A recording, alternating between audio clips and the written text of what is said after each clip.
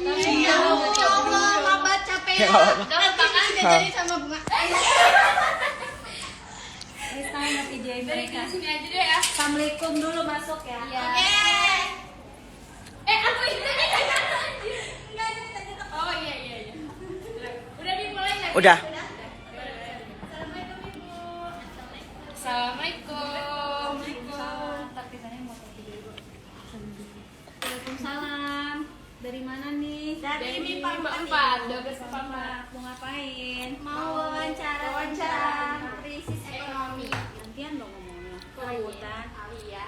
Gimana? Sok, apa maksud tujuannya nih? Kita tujuannya mau wawancara Ibu tentang krisis ekonomi. Ini tuh tugas bahasa Inggris. Film bahasa Inggris. Iya. Terus apa lagi? Ya mau nanya-nanya tentang krisis ekonomi. Iya. Sok boleh. Kebetulan ibu lagi ada kerjaan nih. Sambil ibu kerja ya. Iya. Oke. Sok boleh. Apa mau nanya? Sebelum kita memulai wawancaranya, apa baiknya kita memperkenalkan diri masing-masing. Hai. Kenalan. Silakan. Nama saya Pengalim Ramadan dari kelas 12 MIPA 4. Nama saya Kristina Juniarta dari 12 MIPA 4. Saya Iklim Indonesia dari 12 MIPA 4. Saya Sinapianti dari kelas 12 MIPA 4. Dan di sini ada Bu Nida yang akan kita tanya-tanya. Iya. Ibu. Oke, kenapa? Gimana? Oke Bu, pertanyaan pertama. Apa sih krisis itu? Krisis apa nih? Krisis ekonomi. Oh, krisis ekonomi. Krisis itu kan banyak.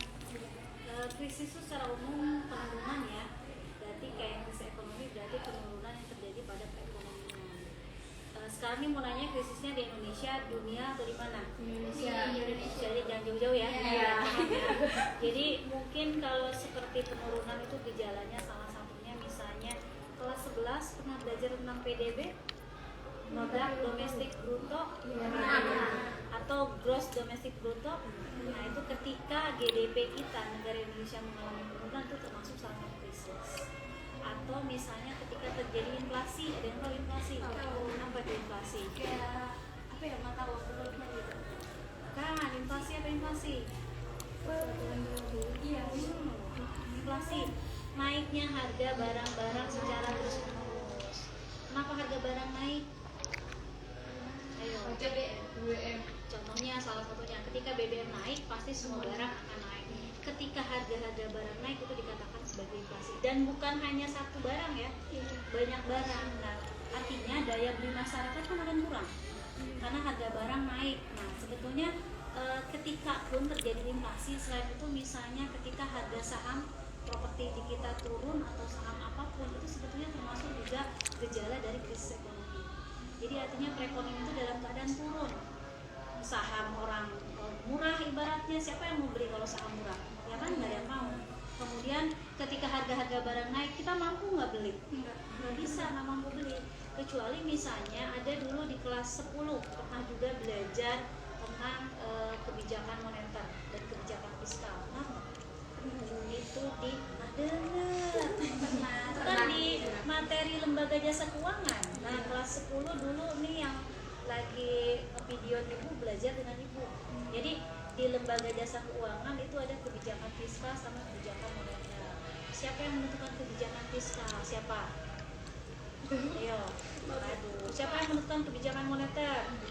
Aduh, kebijakan fiskal itu kan oleh Menteri Keuangan. Kalau moneter oleh Bank Indonesia. Jadi misalnya gini, ketika anggap Cynthia, Bunga punya uang banyak. Kalau uang banyak itu salah satu juga yang menyebabkan terjadinya inflasi.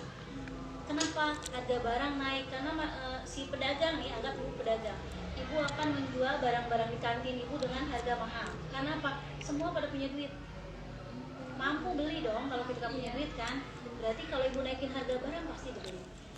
Tapi ternyata itu merupakan dampak yang tidak baik. Nah, salah satu kebijakan moneter yang diambil oleh pemerintah agar masyarakat nggak megang uang banyak, itu apa? Dengan menaikkan suku bunga. Jadi misalnya gini, ibu punya kebutuhan, punya uang 5. Dari 5 uang itu, misalnya ibu punya kebutuhan 2. Yang 2-nya ibu punya keinginan, ibu punya duit, ibu ingin beli A, beli B gitu ya. Tapi karena ibu tahu bank suku bunga naik, Mending uang ibu yang 3 ibu simpan, ibu dapat bunganya. Anggaplah ibu punya uang 5 ya, entah 5 juta, entah 5 ember, terserah. Misalnya 2 juta ibu belikan kebutuhan akan hidup kan. Tapi 3 juta ini yang tadinya punya keinginan 2, ingin beli barang ada kayaknya pengen banget punya itu, ibu punya duit nih. Tapi ketika di bank kebijakan moneter suku bunga naik, mudah-mudahan dari 3 yang ibu tabung nih 3 juta dapat ada bunganya, misalnya jadi nambah 500. Artinya secara tidak langsung maka kita akan nabung di bank. Ketika kita menabung uang di bank, masyarakat pegang uang nggak? Ya, ketika masyarakat nggak pegang uang, pedagang akan menurunkan dagangan harganya. Karena sekarang apa? Harga tinggi, nggak ada yang beli, orang nggak pada pegang duit. Nah, itulah jadi semua keterkaitan sebetulnya materi tentang krisis ekonomi itu pelajaran yang sudah kalian pelajari di kelas 10 dan kelas 11. Itu salah satu yang terjadi dari krisis ekonomi. Oke, ada lagi pertanyaan lain? Ada. Pertanyaan kedua itu gejala muncul krisis ekonomi itu bagaimana? Gejala muncul ekonomi itu salah satunya kita punya utang banyak. Tahu nggak yang bisa punya utang banyak? Terus penurunan belanja pemerintah. Terus lagi kita salah satunya juga ketika gejala muncul ekonomi itu banyaknya pengangguran. Karena lebih maraknya Ketika pengangguran banyak itu merupakan salah satu gejala munculnya krisis ekonomi. Kemudian boleh juga nanti dicatat ya, penurunan konsumsi yang rendah. Itu termasuk dia salah satu gejala ekonomi. Atau di kelas 11 kemarin belajar tentang pertumbuhan ekonomi. Ketika lupa lagi ya. Itu di kelas 11 semester 1. Ketika pertumbuhan ekonomi menurun, artinya pertumbuhan itu dari mana? Kemarin ada 3 cara menghitung pertumbuhan, ya enggak? Ya Krisna ya.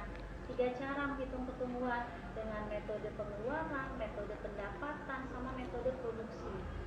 Contoh metode pendapatan, ketika semua orang bekerja, ada gajinya, itu dihitung berapa banyak orang yang memiliki gaji memiliki pekerjaan. Kemudian metode produksi, berapa banyak barang perusahaan yang dihasilkan baik oleh perusahaan maupun oleh individu. Sama satu lagi metode produksi barang, apa lagi? Pemerintah, berapa banyak pegawai yang dihasilkan dari pemerintah. Seperti itu. Jadi kalau itu semua mengalami penurunan, maka termasuk salah satu gejala timbulnya krisis ekonomi. Yang ketiga, penyebab terjadinya krisis. Nah, masih nyambung dengan yang tadi sebetulnya. Penyebab terjadi krisis yaitu yang pertama sekali karena laju pertumbuhan utang yang semakin naik. Udah ya, betul. Jadi utang negara yang berlebihan. Artinya berlebihan ini, ketika kita sudah banyak utang tapi nggak bayar, atau misalnya ketika kita punya utang banyak kita hanya mampu bayar bunganya aja, itu termasuk dari utang yang berlebihan. Kemudian juga bisa juga karena tadi ibu cerita apa, inflasi ya, laju inflasi yang tinggi dan terus menerus, itu yang terjadi. Kemudian pertumbuhan ekonomi yang lancar, sebetulnya dari yang materi itu penyebab terjadinya adanya krisis ekonomi. Terakhir Bu, jadi cara kita untuk menyikapinya itu bagaimana Bu? Sebelum ke menyikapi, tadi kan penyebab gejalanya ya. Dampak yang paling dirasakan ketika terjadi krisis ekonomi itu, ingat nggak kemarin kita masa pandemi? Ketika pandemi itu betul-betul terjadi krisis ekonomi. Karena apa? Perputaran barang produksi tidak sesuai, tidak stabil. Yang tadinya masyarakat mengambil barang, berinteraksi, ada yang mengambil, ada yang menjual, lebih banyak yang pasif, ya nggak yang jual. Sehingga secara umum kemarin banyak perusahaan mengalami kerugian dan harus mem-PHK. Ketika terjadi PHK, muncul pengangguran. Ketika terjadi pengangguran, sementara daya beli masyarakat kurang, bukan lagi kurang, nggak ada penghasilan, apa yang akan terjadi? Sementara butuh makan tetap, kebutuhan tetap jalan, tapi pendapatan nggak ada, apa yang terjadi? Maka akan terjadi, jangan sampai ketika zaman tahun 98, udah lahir belum? Belum. Itu terjadi krisis ekonomi, yang benar-benar terjadi krisis ekonomi, di mana saat itu Indonesia dalam keadaan kacau. Karena apa?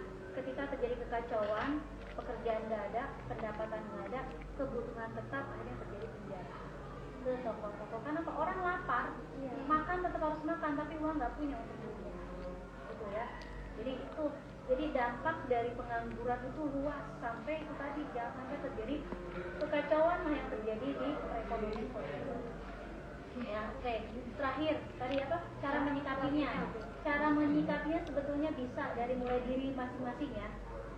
Menyikapi dengan keuangan yang baik. Artinya keuangan yang baik, meminimalisir atau menyiapkan masa depan. Contohnya apa? Nabung. Ya, kita punya koper di sekolah, nabung nggak gak? Nah itu. Jadi artinya apa? Itu ketika terjadi krisis, daya beli naik dan sebagainya. Kalau tiba-tiba atau tadi ibu lupa, salah satu terjadinya krisis ada ketika mata uang kita turun. Mungkin kalau kita punya uang, aman, nggak akan terjadi masalah. Jadi atau misalnya kan menabung itu fungsinya apa? Untuk menyiapkan masa depan kan? Sesuatu yang tidak kita kehendaki, kita punya saving, kita punya tabungan. Tuh, kemudian mengurangi biaya pengeluaran udah pasti. Jadi janganlah boros kayak tadi saya punya uang 5, kebutuhan lah, keinginan tuh, apalagi kita cewek keinginan banyak loh. Banyak banget. Lihat ini mau, lihat itu mau, tapi cobalah tahan. Nah, gitu ya. Kemudian kurangi utang. Jangan senang berutang, ya, tapi harus senang nabungnya, satu juga ya. Ya, betul. Kemudian kalau bisa memiliki pendapatan yang lain, ya. Jadi tidak hanya terfokus kalau misalnya sudah bekerja, nanti fokus dengan pekerjaan yang tetap saat itu. Karena apa? Kalau suatu saat misalnya kita berhenti dari pekerjaan, bisa karena berbagai hal, bisa karena perusahaan yang kita diberhentikan atau dan sebagainya. Tapi kalau kita punya pekerjaan yang lain, itu salah satu kita menyebabkan terjadinya apa, bisa menyikapi ya. Sebetulnya banyak lagi, misalnya asuransi dan lain sebagainya. Itu cara kita menyikapi krisis. Di sini kembali ke diri masing-masing. Sebelum Indonesia secara global, diri kita siapkan untuk berhemat sesuai dengan kebutuhan. Jadi pelajaran kelas 10 materi kebutuhan, keuangan, pertumbuhan, GDP, inflasi, keseimbangan pasar, nyambung sebetulnya semuanya. Ya, itu mungkin yang bisa ibu ceritakan tentang krisis ekonomi. Mudah-mudahan ada manfaatnya dan buat kalian bisa ngambil hikmah ya, jadi nggak boros ya. Iya, Amin. Pesan ibu jangan lupa menabung. Oke, siap. Oke. Makasih, Bu. Ya, sama-sama. Sekian dan terima kasih. Assalamualaikum warahmatullahi wabarakatuh. Waalaikumsalam warahmatullahi wabarakatuh. Terima kasih. Terima kasih ya. Kasih ya.